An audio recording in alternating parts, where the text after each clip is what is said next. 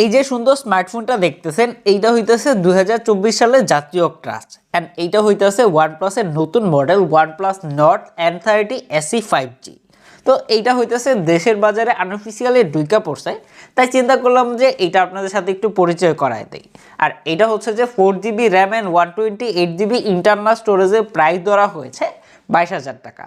তো 22,000 টাকার প্রাইস পয়েন্টে এটা কেমন হবে, পারবে কি আপনার শখের সবটা পূরণ করতে, নাকি শুধু দেখতেই সুন্দর?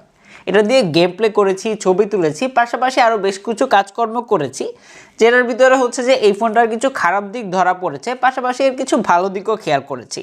তাই এই সুন্দরীকে ঘরে তোলার আগে হচ্ছে যে এর ভালো দিক পাশাপাশি এর খারাপ দিকগুলো জেনে রাখুন। অ্যান্ড আপনারা দেখতেছেন জ্ঞানী পাই, আর আপনাদের হোস্ট হিসেবে থাকছি আমি সাখাওয়াত হোসেন লিমন।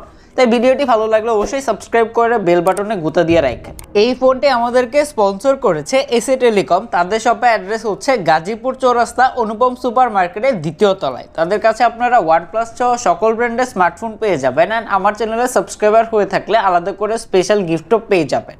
তো আসল কথায় আসি, এইটাকে আসলে জাতীয় ক্রাশ বলার পিছনে সবথেকে বড় কারণ হচ্ছে যে এই প্রাইস পয়েন্টে যতগুলো স্মার্টফোন আছে সেই সবগুলোর থেকে এইটার ডিজাইনটা একটু বেশি সুন্দর অ্যান্ড বেশি প্রিমিয়াম।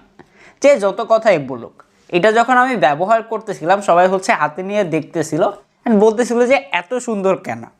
এই পর্যন্ত সব কিছুই ঠিকঠাক ছিল। কথায় আছে চাঁদেও নাকি দাগ আছে, ঠিক তেমনই এই ফোনটা পুরোটাই হচ্ছে যে প্লাস্টিক বিল্ড অ্যান্ড পলিকার্বনেট বডির একটা ফোন।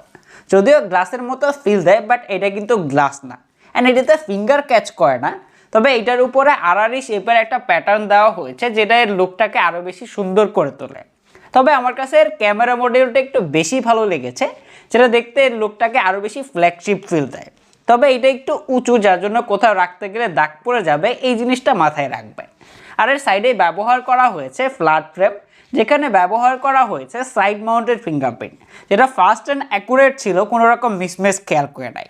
তবে ভালো ব্যাপার যে এখানে 5000 mAh ব্যাটারি হওয়ার পরও এর থিকনেস হচ্ছে 7.9 মিলিমিটার আর এর ওয়েট হচ্ছে 193 গ্রাম।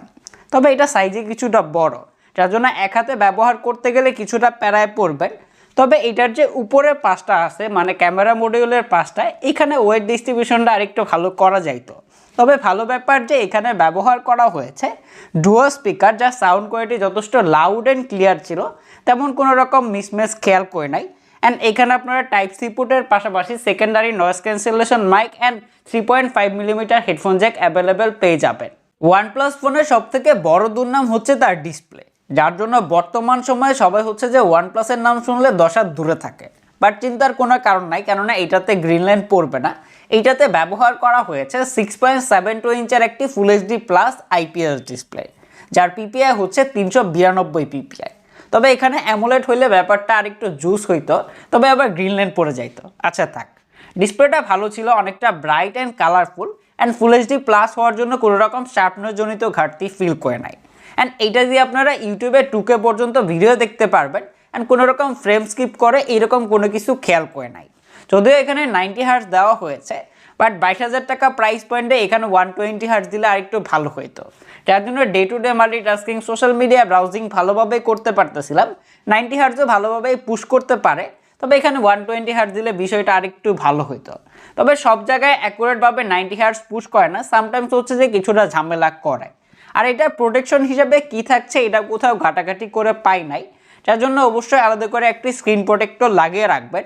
আর এর ভিউইং অ্যাঙ্গেল ভালো ছিল, আর চিন অ্যান্ড বেজেল আমার কাছে ন্যারোই মনে হয়েছে। এর থেকে ন্যারো আসলে এই প্রাইস পয়েন্টে কেউই দেয় না।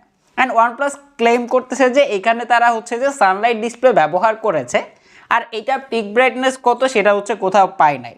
তারপরে এই ডিসপ্লেটা অনেকটা ব্রাইট অ্যান্ড কালারফুল ছিল, যেটা হচ্ছে ইনডোর অ্যান্ড আউটডোরে ভালোভাবে ব্যবহার করতে পারবেন। তবে ডিরেক্ট সানলাইটে গেলে কিছুটা প্রবলেম হবে, তাছাড়া হচ্ছে যে কোনো কন্ডিশনে এটা হচ্ছে যে ভালোভাবে ব্যবহার করতে পারতেছিলাম। তো ক্যামেরার কি অবস্থা? এই ফোনটি রেয়ারে থাকছে ডুয়াল ক্যামেরা সেটআপ, যার মেন ক্যামেরাতে ব্যবহার করা হয়েছে 50 মেগাপিক্সেলের মেন সেন্সর, আর এটা হচ্ছে যে 2 মেগাপিক্সেলের ডেপথ সেন্সর। আর এর ফ্রন্টে আসলেই পাচ্ছেন 8 মেগাপিক্সেলের সেলফি ক্যামেরা, অ্যান্ড এইখানে কোনো রকম আলট্রা ওয়াইড সেন্সর দেওয়া হয় নাই। আর এটা দিয়ে আপনারা 1080p 30 fps এ ভিডিও রেকর্ড করতে পারবেন। তো যদি এর পিকচারগুলো নিয়ে বলতে হয়, তাহলে 22,000 টাকা প্রাইস পয়েন্টে এইটা তোলা ছবিগুলো আমার কাছে অ্যাভারেজ লেগেছে। তবে এইটা হচ্ছে যে দিনের বেলায় যথেষ্ট শার্প অ্যান্ড কালারফুল ছবি ক্যাপচার করে। তবে এইটা আবার হিউম্যান ফেসের বেলায় বিপরীত, কেননা এইটা হচ্ছে যে হিউম্যান ফেসে একটু বেশি বিউটি অ্যাড করে দেয়, পাশাপাশি হচ্ছে যে স্কিন টোনটাকে একটু বেশি স্মুথ করে দিচ্ছিল, যেটা হচ্ছে যে তখন দেখতে ভালো লাগে না। পাশাপাশি এটা যদি পোর্ট্রেট মোড নিয়ে বলতে হয় তাহলে এটার এই ডিটেকশন ভালো ছিল না, মানে দেখে হচ্ছে অনেকটা আর্টিফিশিয়াল একটা লুক দেয়, তখন হচ্ছে যে ডিটেলস কমে যায় হিউম্যান ফেসের। আর এটা হচ্ছে যে আগেই বলেছি স্মুথ করে দেয়, যেটা হচ্ছে আমার কাছে ভালো লাগে না। আর যদি এর ফ্রন্ট ক্যামেরা নিয়ে বলতে হয় তাহলে এইটার তোলা ছবিগুলো ভালো ছিল, ডিটেলসের পরিমাণ ভালো ছিল, স্কিন টোন ন্যাচারাল রাখার চেষ্টা করে। তবে এইখানেও যখন হচ্ছে যে আপনারা পোর্ট্রেট মোডে ছবি ক্যাপচার করবেন তখন হচ্ছে যে এই ডিটেক্ট অ্যাকুরেটভাবে করতে পারে না, মিসম্যাচ করে, যেটা হচ্ছে যে আমার কাছে ঝামেলা মনে হয়েছে।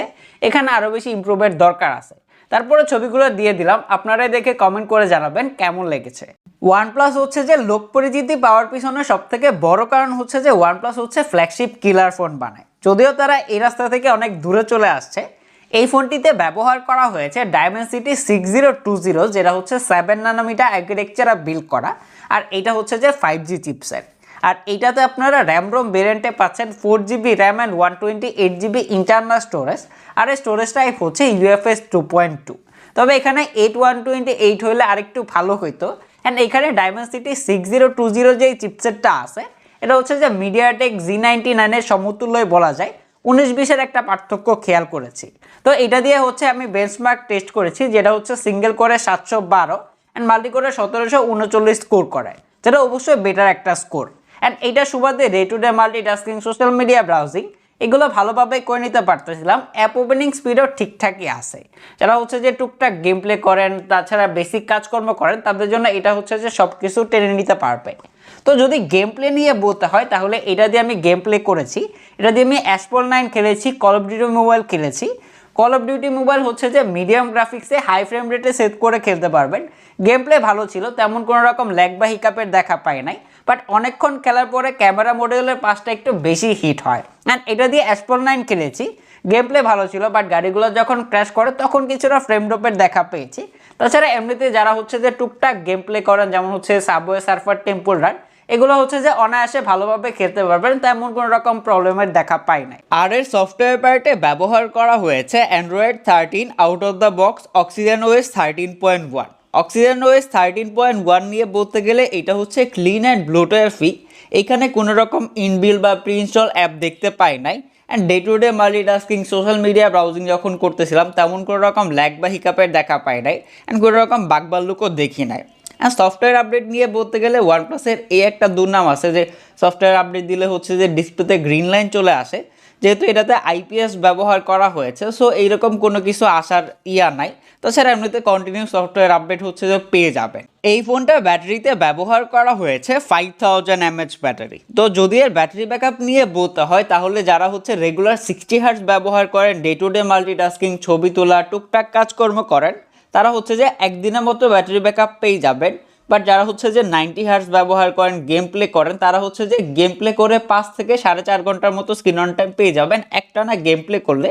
তাছাড়া হেভি ইউজিং, তারপরে সব কিছু মিলিয়ে হচ্ছে যে 5 ঘন্টার উপরে স্ক্রিন অন টাইম পেয়ে যাবেন। তবে খারাপ লেগেছে যে এর বক্সে কোনো রকম চার্জার দেওয়া হয় নাই, আপনারা আলাদা করে একটা চার্জার কিনে নিতে হবে। এই ফোনটা হচ্ছে যে 33 ওয়াটের ফাস্ট চার্জার সাপোর্ট করে। অ্যান্ড এইটা হচ্ছে যে 33 ওয়াটের ফাস্ট চার্জার দিয়ে ফুল চার্জ হইতে 1 ঘন্টা 10 মিনিট বা 1 ঘন্টার মতো সময় নিচ্ছিল।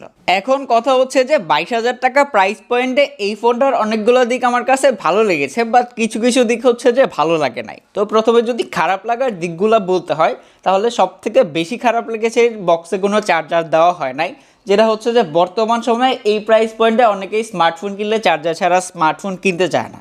এর পরবর্তী খারাপ দিক নিয়ে যদি বলতে হয় তাহলে এইটার যে ক্যামেরা পার্টটা আছে এখানে আরও বেশি ইমপ্রুভের দরকার আছে। OnePlus-এর থেকে সবাই একটু বেটার এক্সপেক্ট করে। তাছাড়া যদি বলতে হয় এটার ডিসপ্লে, ডিজাইন সব কিছুই আমার কাছে ভালো লেগেছে, তবে এখানে 120 Hz দিলে আরেকটু বেশি ভালো হতো। তবে পারফরমেন্স পার্টের নিয়ে বলতে গেলে পারফরমেন্স পার্টটা ঠিকঠাকই আছে, 5G চিপসেট ব্যবহার করা হয়েছে। তবে এখানে যদি স্ন্যাপড্রাগনের চিপসেট দেওয়া হতো তাহলে আরেকটু বেশি ভালো হতো। তারপরে পারফরমেন্স পার্টটাকে আমি ঠিকঠাকই বলবো, বাট হচ্ছে যে এখানে ব্যাটারি পার্টটা, ইভেন হচ্ছে যে আপনার ক্যামেরা পার্টটা, এই পার্টটাতে আরও বেশি ইমপ্রুভের দরকার ছিল OnePlus-এ। তো আজকে এই পর্যন্তই, দেখা হবে পরবর্তী কোনো ভিডিওতে।